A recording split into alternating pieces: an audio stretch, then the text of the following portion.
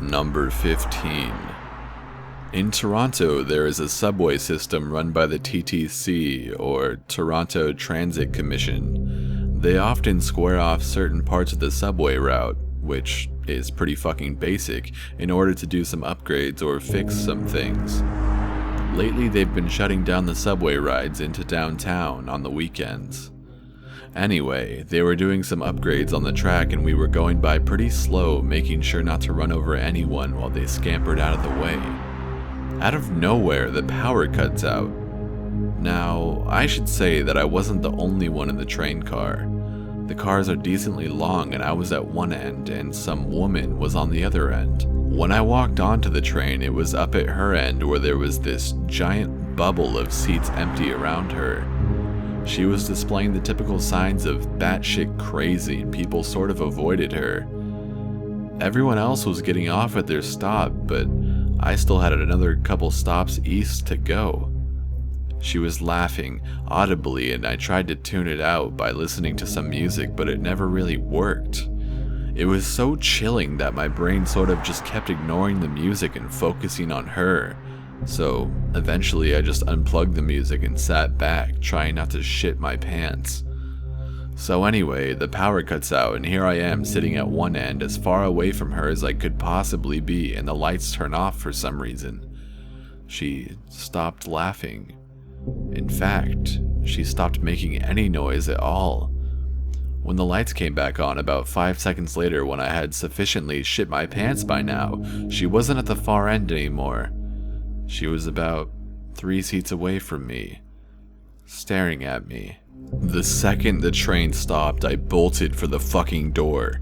After she relocated, she didn't make another sound, she just kept staring. Fucking creepiest moment of my goddamn life. Number 14. Growing up, I always wanted to go on a bike ride at night. Something about it seemed really cool to me. It wasn't until I was 13 that my mom finally let me. She told me to wear my helmet, have my phone, take a flashlight, and she set the perimeters for where I was allowed to go. She gave me about 4 miles, which was a lot to me at the time. So right after the sunset, I was off. I loved it. There was no people out walking their dogs, no kids running around, the temperature was perfect, everything seemed to line up perfectly. It was really fun. So fun that I ignored the limits my mom set. You see, where I was biking was all these walking paths. It was one of those grassy areas between 2 neighborhoods. There's this long path that went at least 600 feet at a 25-degree angle. I was flying down this hill, having an absolute blast, and darted right through the perimeters my mom had set. My mom set these limits for a reason. Everything on the inside was close to houses and people. The outside, more specifically the place where the path I was on led to, was barren. I rode along this path for 10 minutes before I could only see some of the lights of the houses on the inside of the limits. After 15 minutes of riding along this dirt path, I hear singing. It sounded about 30 or maybe 40 feet in front of me. I stopped riding to hear it better. It was a woman's voice. She was singing Eleanor Rigby by the Beatles, but she wasn't singing the words, just the melody of the vocals. Her voice was strange. You know how when you have phlegm in your throat and your voice gets scratchy? That's what her voice sounded like. I inched forward to try and see her. I get close enough to see the silhouette of hair bouncing up and down like she was headbanging. I decide to get my flashlight out. I'm thinking that maybe this person is in need of help or something. Or maybe this is an insane person and the light will scare them away. So I take the flashlight out of my pocket, I point it at her and turn it on. The moment the light hit her, she stopped moving completely. She was facing away from me. She had disgusting hair that seemed to be sticking together in clumps. Some of her hair was ripped off, too. She was wearing a very oversized, bright red hoodie. I was almost too scared to move. I think she was too. I conjured up as much bravery as I could and said, "Sorry," in a very, "oops, this is the wrong room" kind of way. She didn't respond. I turned off the flashlight and put it back in my pocket. Just as I was turning my bike around, she screams. She screams in an awful, awful high-pitched voice. I damn near shit myself as I threw myself back onto my bike. I hear her voice getting closer to me. I book it as fast as I can. I don't look behind me and I don't stop pedaling. Her screaming grew quieter and quieter until it dissolved into the howling of the wind. Number 13. When I was about 10 years old, I lived on Woodway Drive in the Fox Harbor Apartments in Paducah, Kentucky. If you look up the address, you will see some woods just to the north of the apartment complex. My friends and I played in those woods every day after school and all day on the weekends. Through the few years I lived there, we cleared a small area in the woods and created a fort from various things we got out from the dumpsters. It was our own place that no one else knew about, and it was awesome. One day, as we were walking to our fort, off in the distance we saw a man walking through the woods. He was walking parallel to us, but in the opposite direction, sort of like cars traveling on a road, but with about 70 or 80 yards separating our paths. We stopped talking and stopped, dead in our tracks when we saw him. We never saw anyone in the woods, especially not adults. When we stopped moving, he did too. He turned towards us and looked right at us. As I stared at him and was able to make out details of what he looked like, I noticed that he was wearing what looked like a Halloween mask. A generic mask, not Michael Myers or anything, and he was carrying an axe in his hands. We just stood there in silence, motionless for what probably was about 10 seconds. Just him looking at us and us looking at him. Then he started sprinting straight at us. We did the only thing we apparently thought to do, run straight towards our fort. We were probably about 50 yards from the entrance to the fort, and in those 50 yards he gained a lot of ground on us. When we finally made it, he was upon us. All of my friends scurried up a tree and we were screaming, but I was the last in line. By the time I could try and climb the tree, he was standing right there by us. He was screaming like a lunatic and waving the axe in the air. I was scared. I had no idea what was going on and my mind was blank on what I could do.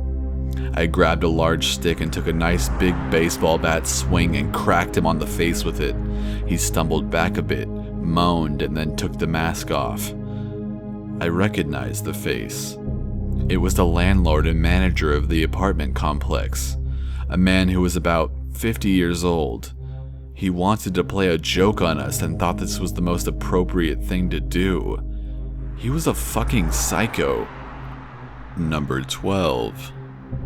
When I was quite young, I was out at the park walking my dog, which is a German Shepherd by the way, when I realized it was getting quite late and I was the only one left in the park. A man dressed in a dark hooded top and a black scarf covering his face jumped the fence that leads into the alleyway behind the park and started marching towards me. But he hadn't noticed my dog, who was off sniffing around or doing whatever dogs do. My dog got between us though, and there was a kind of standoff for a while. My dog was really tense and growling with his hair raised, and I didn't know what to do. I didn't know if my dog was going to attack the man, so I just kind of froze. After a while, the man backed away, jumped back over the fence, and ran away down the alley.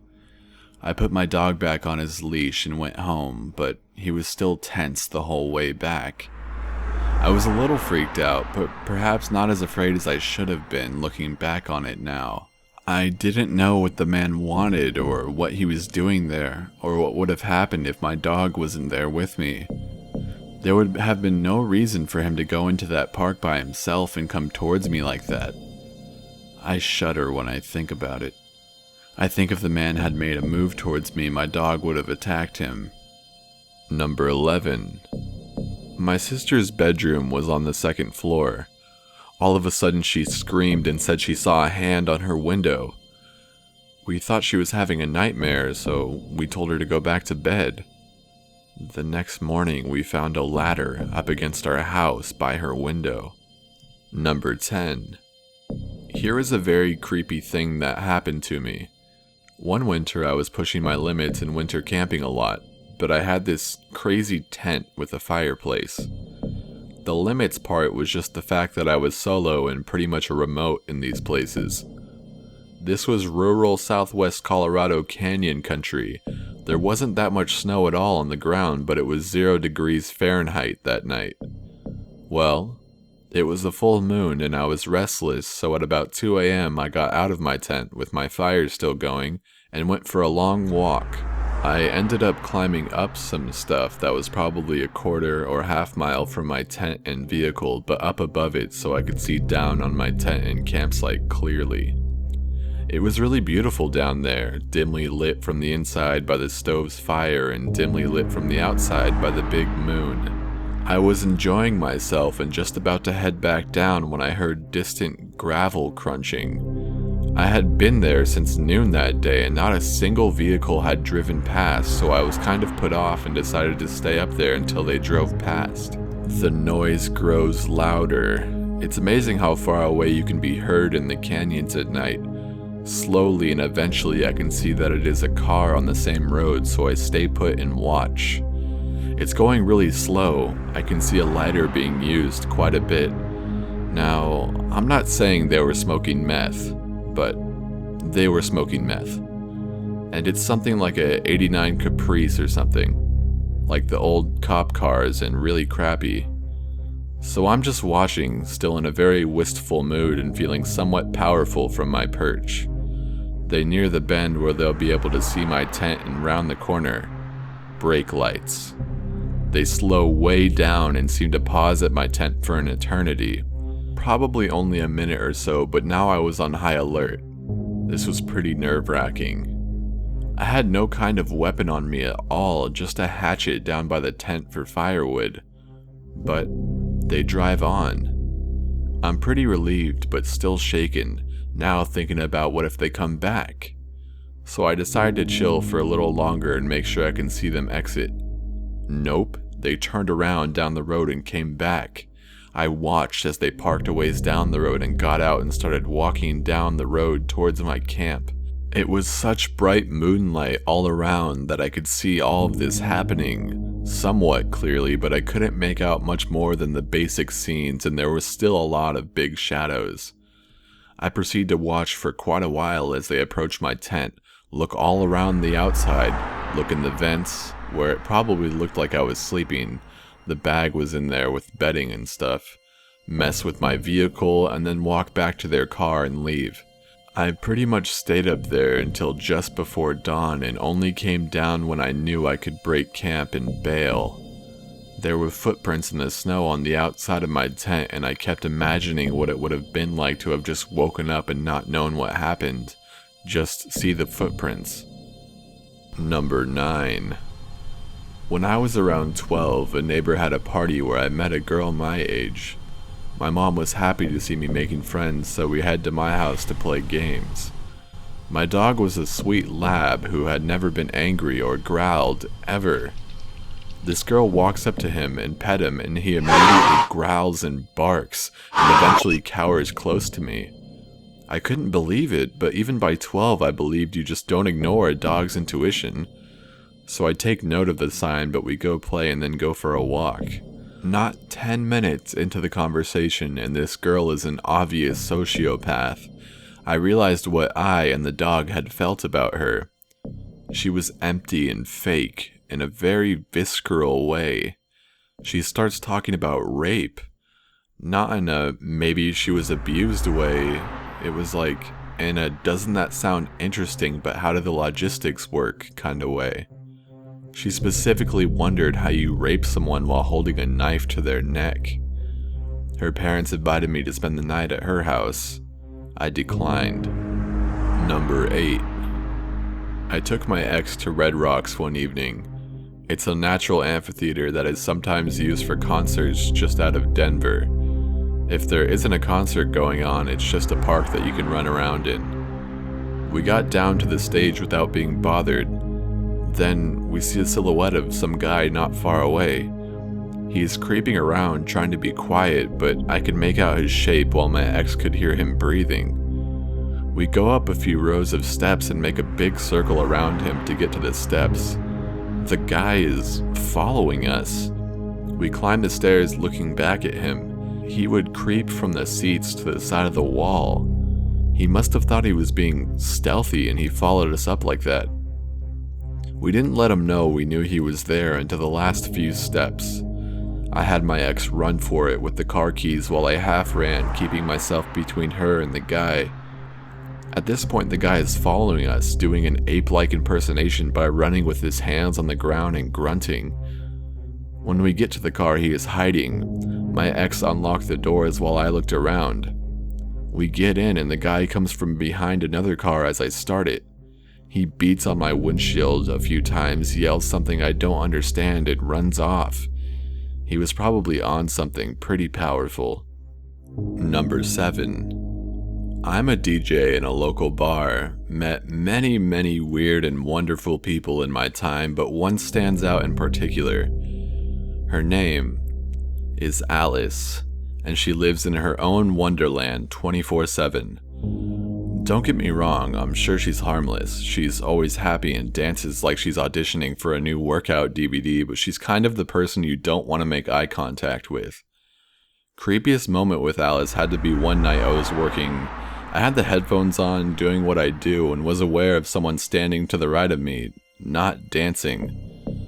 Instantly got the feeling that you get when you know someone is staring at you. You just have to look back. So I did. What I saw was Alice staring right at me with the strangest smile on her face. I say smile, but it wasn't a nice look. Teeth and gums in full view with a crazy look in her eyes. What the fuck was my initial reaction. Stuck the headphones on again and continued what I was doing, and Alice continued what she was doing too. After a good couple minutes, I removed the headphones and asked, "Anything in particular I can help you with? You want a request played or something?" Her reply will stay with me for the rest of my life. "No, I'm good, just showing you my teeth." Number 6. During my first year of college, my brother, who's 8 years older than me, lived about 2 blocks up the street from where my dorm was. This made it super easy to go over and hang out since we've always been close. Well, this particular night, Thursday I think it was, I decided to head home a little early and leave his place at about 11. I step outside onto the street and it is oddly empty. I can only see one other person in sight and he's directly across the street from me. He was making all sorts of weird guttural noises and wigging out, but this being in the city, I see that all the time. So I just head left and think about putting in my headphones to listen to some music.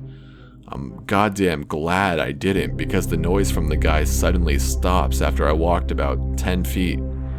The abrupt silence was unnerving and I looked back over at him. He had stopped moving and was staring directly at me. Then he made a fucking beeline across the street for me. I picked up my pace and looked back once I reached the end of the block. He was about 70 feet away now, just hobbling and running like some kind of zombie. So I freak out and start running back to the dorms with him in hot pursuit, and now he's making these slurping noises with his tongue and groaning. As I near the door to the dorm, I hope to God that my security card works on the first swipe, as it never usually does. I jumped the short 4 stairs and zipped my card as the guy is now about 25, maybe 30 feet away and still running. The card reader flashes green and I grab the door, rush inside and slam it back closed behind me.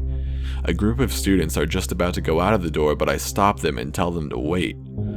The guy comes all the way up to the door and paces for a little bit outside before slinking back off into the darkness. The thing about him that scared me the most was whenever I looked back or when he was at the door, he had constant eye contact. I never want to see that hungry look in someone's eyes again. Maybe he just wanted my gum. Number 5. My brother came into town on business and invited me to bar hop on his expense account. I let my wife know not to wait up and met up with him once I got off work. We spent the night going from bar to bar, catching up on what had been going on in our lives until the last bar closed, maybe around 2 or 3 a.m. Then we stumbled back to his hotel room and passed out. I woke up the next morning around 7 a.m. and went home. My wife had already left, so I didn't see her.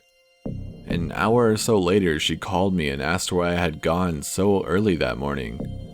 I was confused because I didn't get home until after she had left for work.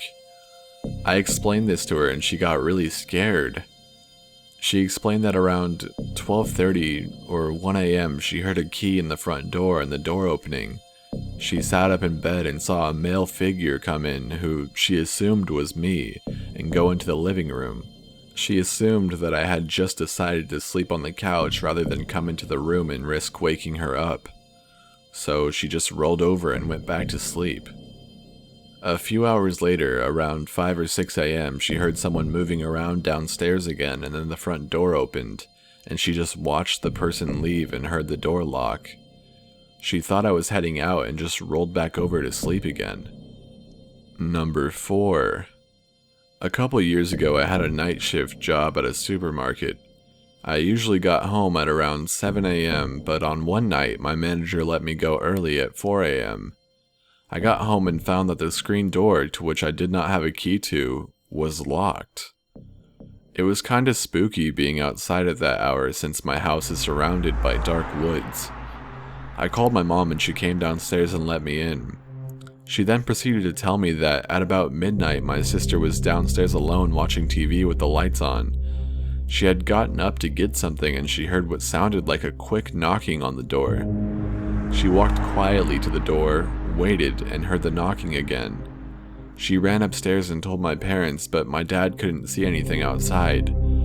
About a month later on the local news, we heard that 2 guys had been caught for a series of break-ins around our area and that they were knocking on doors in the middle of the night. What creeped us all out was the fact that these guys had to have been looking into the room my sister was in from the darkness, since the wall the TV is on is lined with 7-foot-tall windows all the way down.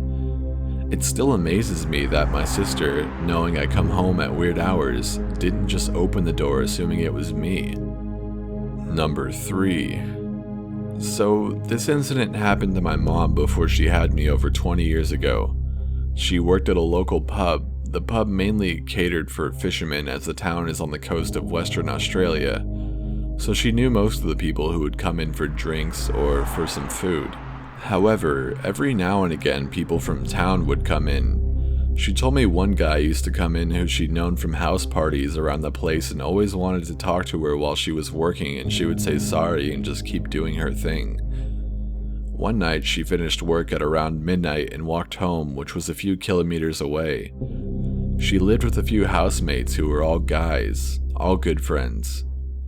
When she got home from her shift, she decided to have a shower. Making her way back to her room, she realized her door was open, which is normally shut.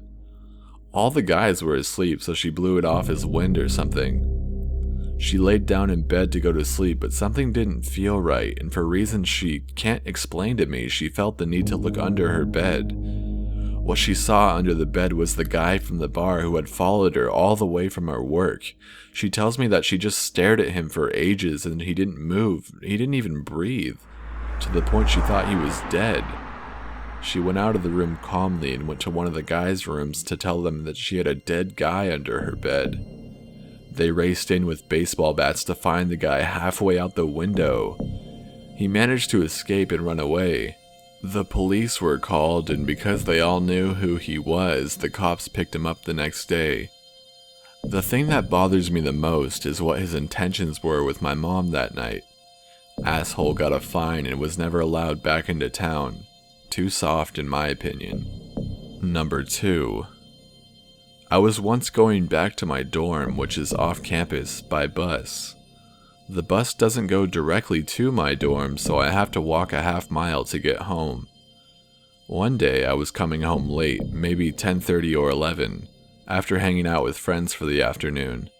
It was late fall, so it was long dark by now.